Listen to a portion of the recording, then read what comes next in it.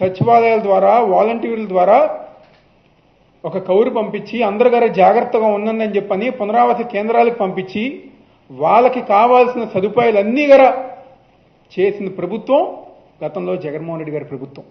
5 సంవత్సరాల్లో ఏ ఒక్కరికి గారా ప్రాణ నష్టం అనేది జరగకుండా పరిపాలించిన ప్రభుత్వం జగన్మోహన్ రెడ్డి గారి ప్రభుత్వం.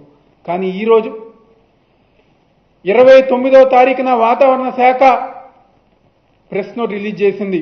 రాబోయే 2-3 రోజుల్లో వర్షాలు ఉంటాయి కాబట్టి అందరూ గారు జాగ్రత్తగా ఉండాలని చెప్పని. ఏ ఒక్క అధికారైనా కదిలారా?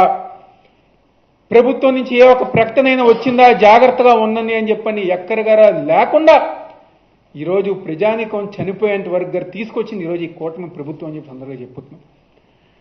నిన్న ఏదైతే మొగలరాజపురం కొండ సున్నపట్టి సెంటర్లో 5 చనిపోయారో 6 చనిపోయారో ఆ ప్రాంతానికి నేనుగానే ఉండి మా జిల్లా